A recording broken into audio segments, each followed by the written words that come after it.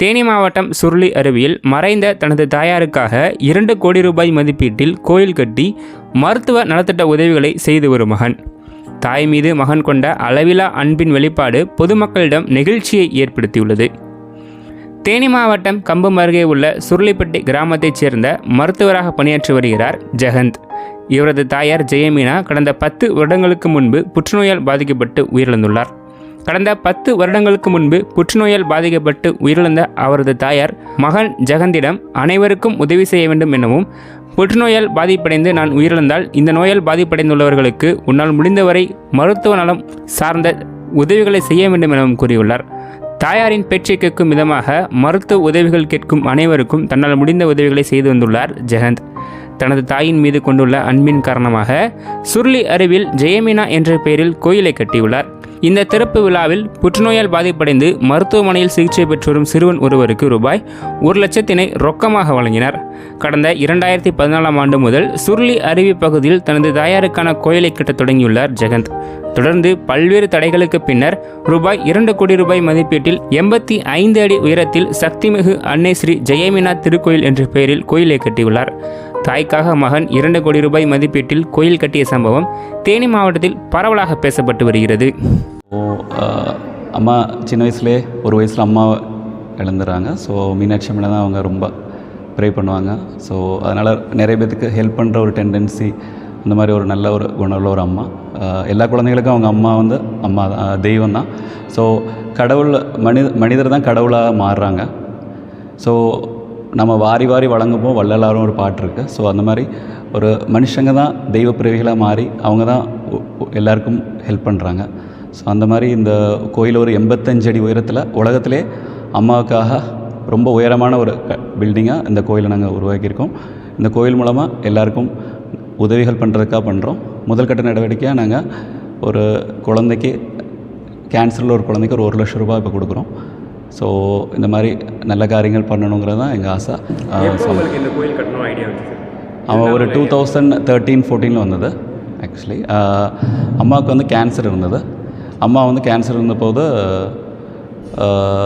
அவங்க வந்து எப்போவுமே ப்ரேயரும் பயங்கர தைரியமாக இருப்பாங்க. எங்களை எல்லாத்துக்குமே தைரியமாக சொல்லுவாங்க. அப்போது அம்மா எங்களுக்கெல்லாம் கொஞ்சம் அருள் வாக்கு சொல்கிற மாதிரிலாம் ரொம்ப சொல்லுவாங்க. அப்போ அவங்க சொன்னதில் ஒன்று வந்து, என்னை எப்போ கூப்பிட்டாலும் நான் வருவேன் தம்பி. நான் கேட்டேன், அம்மா எனக்கு எதாவது சொல்லுங்கன்னு சொல்லப்போ, எப்போ கூப்பிட்டாலும் நான் வருவேன் தம்பி, ஸோ இதனால் உனக்கு தருவேன் அப்படின்னு சொன்னாங்க. அதுதான் நாங்கள் எல்லாருமே எங்கள் ரிலேட்டிவ்ஸ் இப்போ எல்லாமே அம்மாவை தான் தெய்வமாக கும்பிட்டுருக்கோம், ஒரு கடவுளாக நினச்சிட்ருக்கோம். ஸோ அந்த ஒரு வார்த்தை தான் நாங்கள் அழைத்தால் வருவேன் அனைத்தும் தருவேன்னு சொல்கிறாங்க. ஒரு பவர்ஃபுல்லாக நாங்கள் நினைக்கிறோம் ஆக்சுவலி.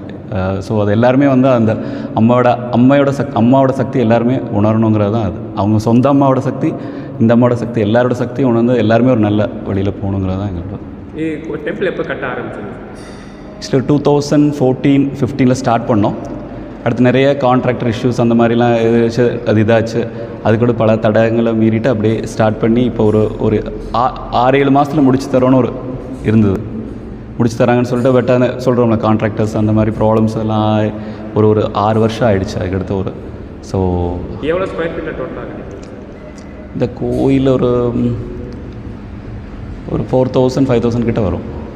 85 சென்ட் 1 ஏக்கர் பக்கத்தில் இருக்கு. ஸோ மொத்தத்தில் டோட்டலாக இப்போ எவ்வளோ பட்ஜெட்டில் இந்த கோயில் கட்டி? அம்மாவுக்கு வந்து ஆக்சுவலி விலை இல்லைங்க. ஓகே, ஸோ விலை மதிக்க முடியாதுங்க.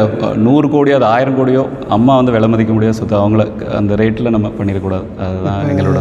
மற்ற காளியம்மன், பகவதி அம்மன் எல்லோரும் இருக்காங்க. பட் அவங்க முகம் எப்படி இருக்குன்னு யாருக்கும் தெரியாது அவங்கெல்லாம். ஆனால் இது ரியலாக வாழ்ந்தவங்க, அவங்க ஃபோட்டோவையும் பின்னாடி இங்கே போட போகிறோம். அவங்க வாழ்ந்துருக்கிறாங்க, நல்ல விதமாக எல்லாருக்கும் நல்லவங்களாக இருந்திருக்காங்க. பொய் பாச மாட்டோம், யார் காசுக்கும் ஆசைப்படவும் மாட்டோம், முடிஞ்ச உதவி செய்வோம், அந்த ஒரு சிந்தனை தான். இப்போ மீனாட்சி அம்மன் இருக்காங்க, ஒரு அரசியாக இருந்தாங்க. ஸோ அவங்க தான் கடவுளாக மாறுறாங்க. ராமர் இருந்தாங்க, ஒரு ராஜாவாக, அவங்க கடவுளாக மாறுறாங்க. ஸோ அப்போ மனிதர்கள் எல்லாமே கடவுளாக மாறுறாங்க. ஏன்னா நல்லது பண்ணுறதுனால, உலகத்துக்கு எல்லாம் நல்லது பண்ணுறதுனால அவங்க ஒரு இதாக மாறுறாங்க. ஸோ அப்போ அதுதான் எங்களுடைய இது. என்னங்க ஊருக்கு எல்லாமே முடிச்சு ஒரு 90-95% முடிஞ்சிருச்சு எல்லாமே. இன்னொரு எங்கள் கோடிலிங்கத்தில் ஒரு சிற்பி மூலமாக தான் இது பண்ணோம். இப்போ அடுத்த ஃபியூச்சர் பிளான் என்ன சார்? ஃபியூச்சர் பிளான் வந்து மெயினாக வந்து கேன்சரில் குழந்தைகள், ஏன்னா குழந்தைகளோட கேன்சர் வந்து 80% வந்து க்யூரபிள். ஒரு 20% தான் நமக்கு வந்து க்யூர் பண்ண முடியாது. அப்போ அவங்களுக்கு ஒரு ஹெல்ப் பண்ணலாங்கிற ஒரு இதில் தான் நமக்கு இது பண்ணுறோம். ஸோ இப்போ வயசானவங்க கேன்சரில் வந்து க்யூராக ரேட் ரொம்ப கம்மி. அப்போ ஒரு 13 வயசு ஒரு 10 வயசு குழந்தை கேன்சர் இருக்குன்னா ஒரு 70 வயசு வரைக்கும் வாழக்கூடிய ஒரு ஹெல்ப் நமக்கு பண்ண முடியும். அதெல்லாம் ஃப்யூச்சர் பிளான்ஸில் இருக்குது. அதான் ஃபஸ்ட்டு கட்டமாக இப்போ தொடங்கியிருக்கோம் நாங்கள்.